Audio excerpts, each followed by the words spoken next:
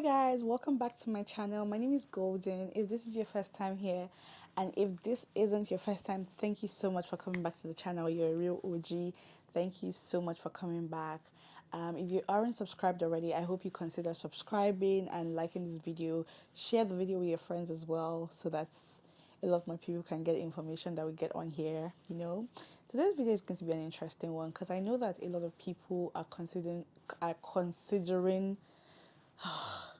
my fast tongue.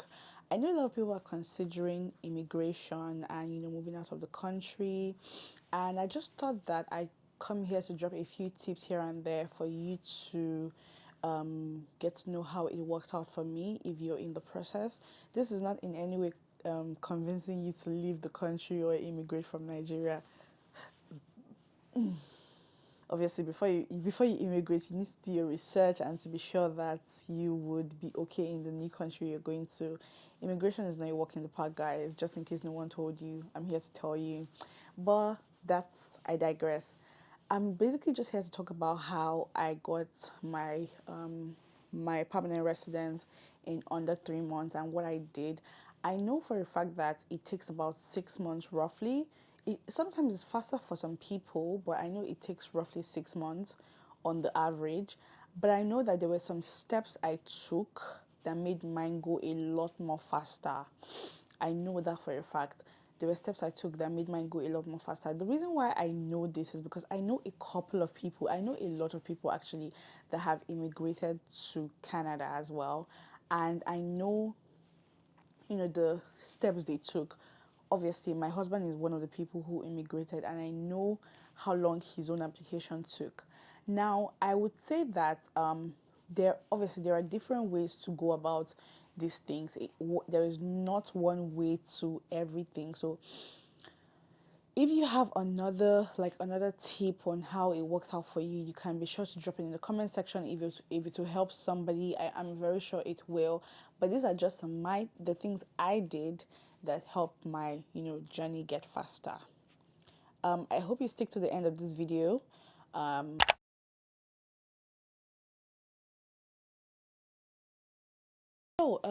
of the things I did, I think I did about 3 things to basically make my process faster.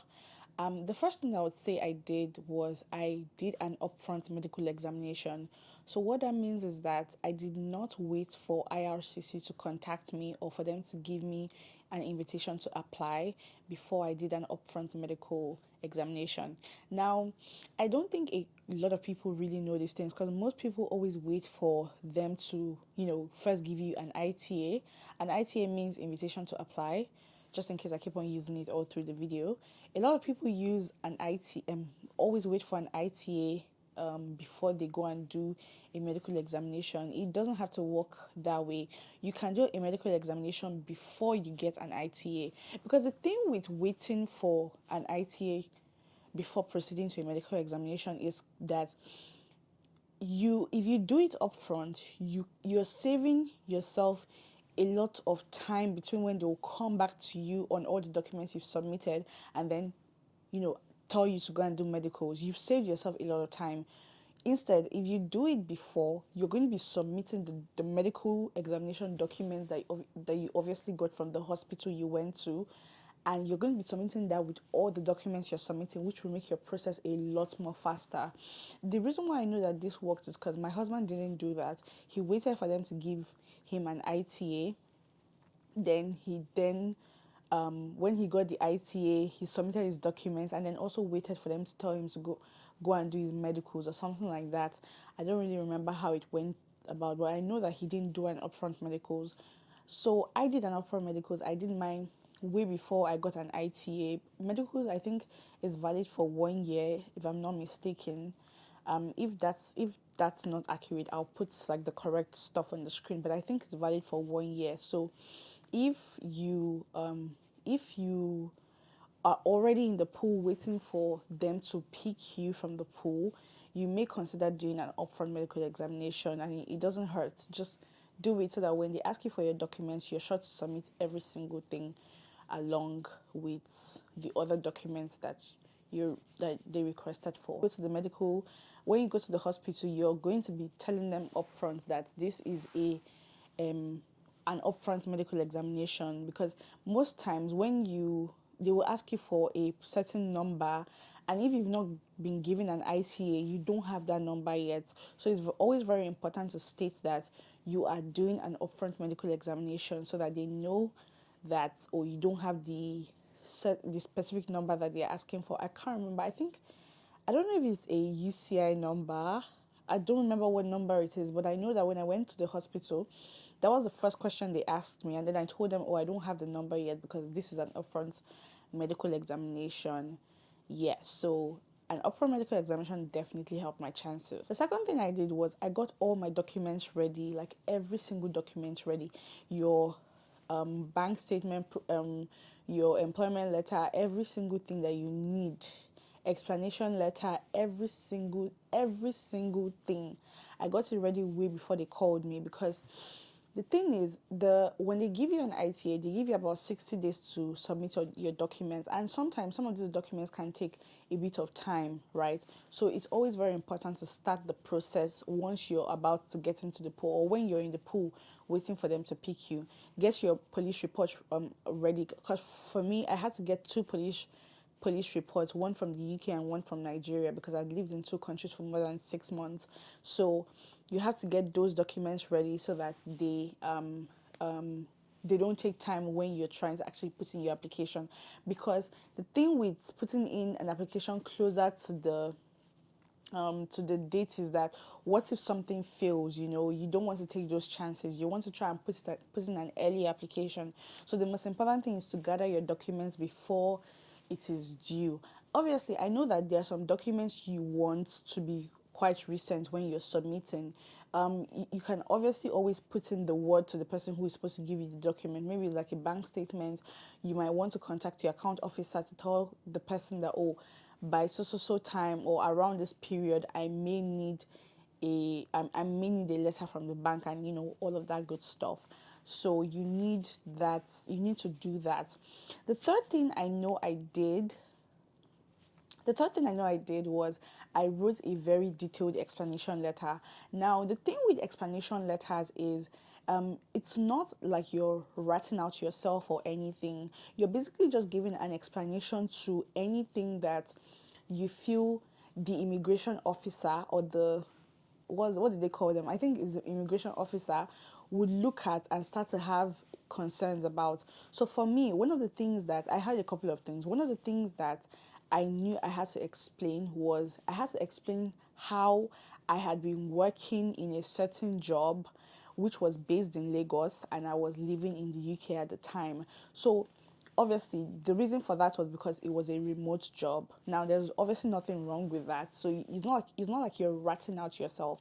You're just giving explanations, because when they don't understand something, the thing with explanation letters is that it helps you save time, because once the immigration officer does not understand something, you are going to get called, or you're going to be sent like an email or something to explain, yourself. And that it doesn't mean that there's anything wrong with your application. Don't get it wrong. It just means that they want you to give, proper explanation on why so thing is like this. Do you get? Another thing I think I had to explain was like, I think you have to give like a detailed background on what you've been doing for the past 10 years. Obviously, that I wrote in my explanation letter as well. Basically just explaining anything that was off, the period I didn't have a job, okay, what was I doing, that kind of thing. You might want to, give that explanation just to submit it while you're submitting your documents, because I can promise you it will help you speed up the process. Another thing I did is I tried to do everything on time, and I'll explain. This is what I mean. So just like I've mentioned, I did a medical examination prior to getting an ITA. I submitted a letter of explanation while I was submitting my document. What I try to do is I try to submit every single thing they've asked for on time.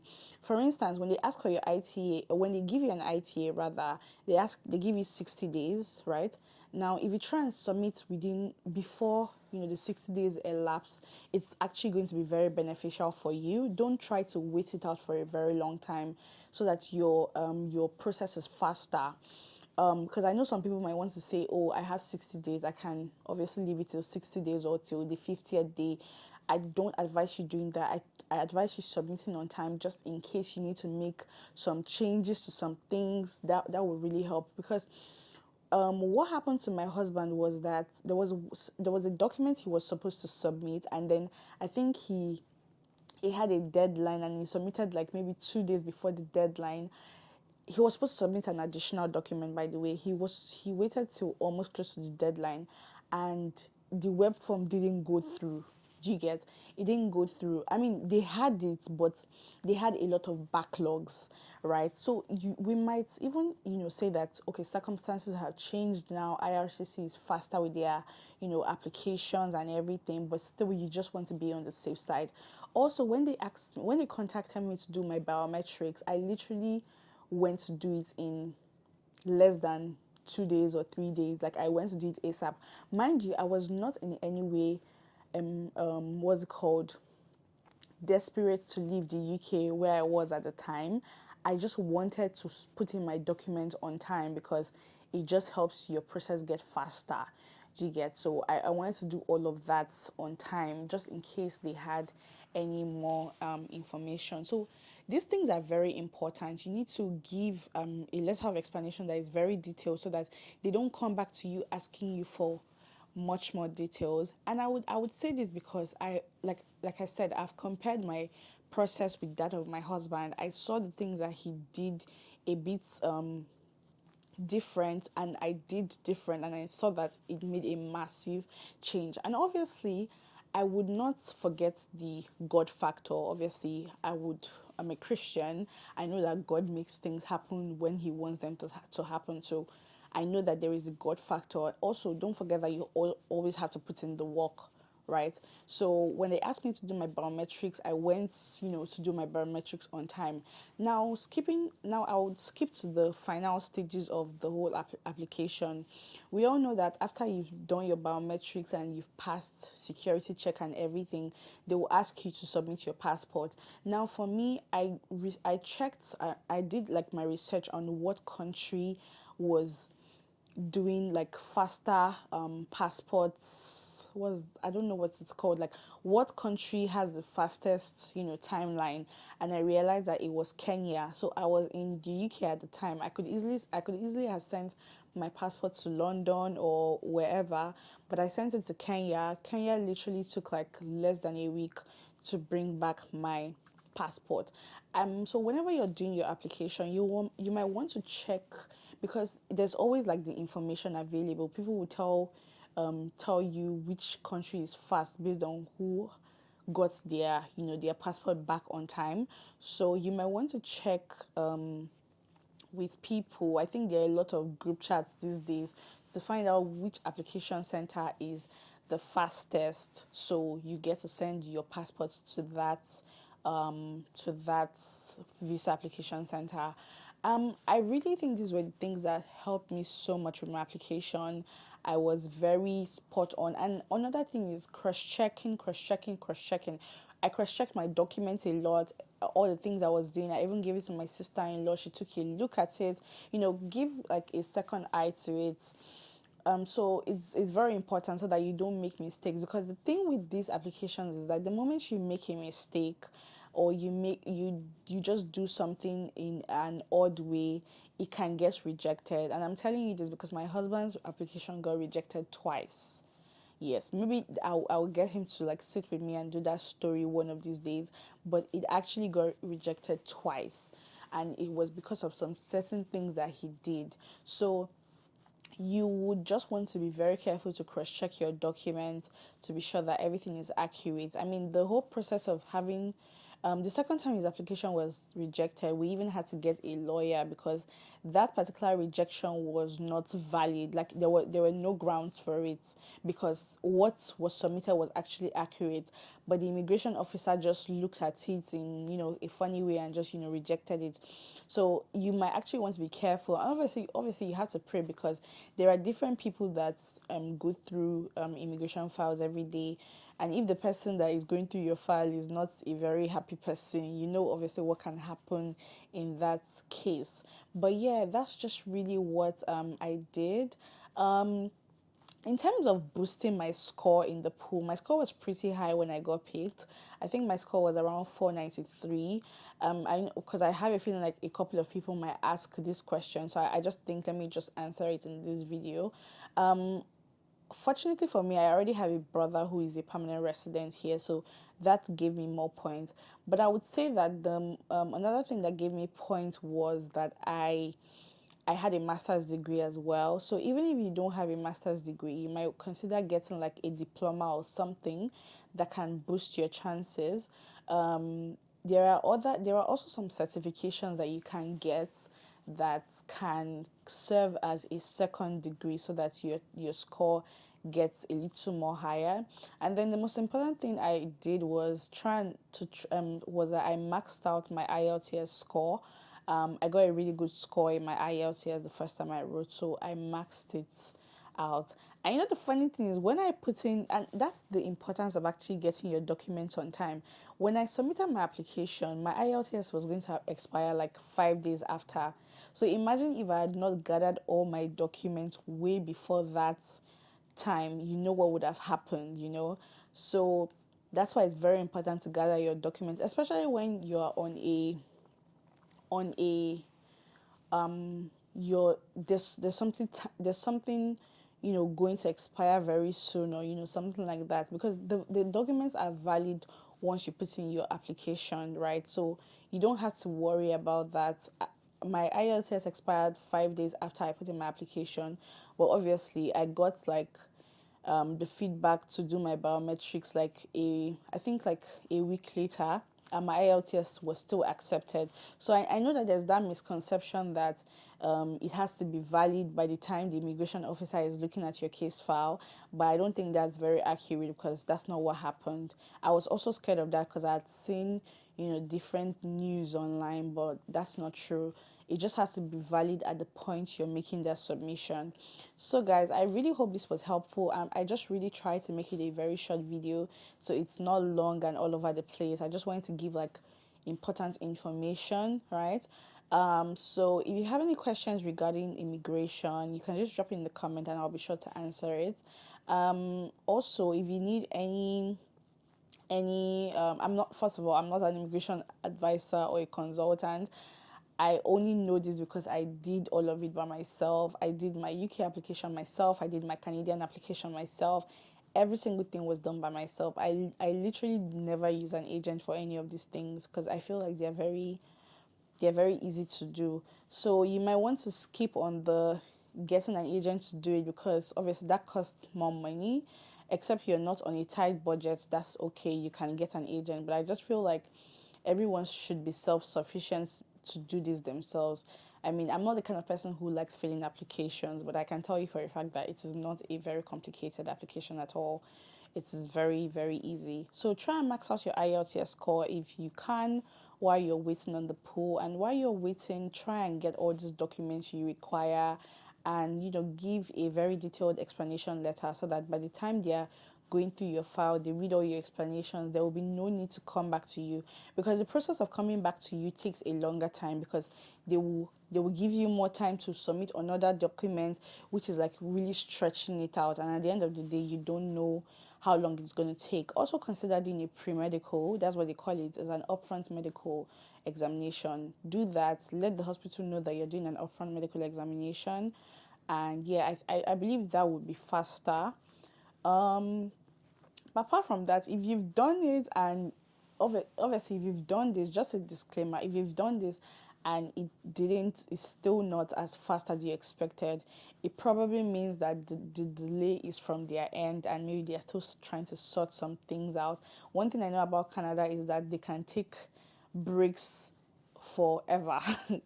In the sense that like they can take breaks when they are fixing something or whatnot, so they can put like a pause on applications and all of that. So you might want to, so when you've done your part and it's still not, as fast as you expected, just know that it is not from your end. But as long as you do your part, everything should go on smoothly. Just like I said, if you have any questions, drop it in the comment section. I'll be sure to answer all your questions and give you accurate advice, just as it was from my experience. If I don't have any experience on what you're asking and I know someone who does, I'll be sure to ask the person to give me a response that I can give to you. And if I don't know, you might have to ask God. I'm just joking. But yeah, don't forget to subscribe, guys. I will be doing much more videos relating to immigration and life in general, being an immigrant, if that's something you're interested in. So be sure to subscribe to this channel and share this video to someone that is most likely interested. So also turn on that bell notification so you don't miss whenever I post. Who knows when I'll be posting something regarding immigration. So yeah, be sure to do all of those stuff and I'll see you in my next video. Bye bye.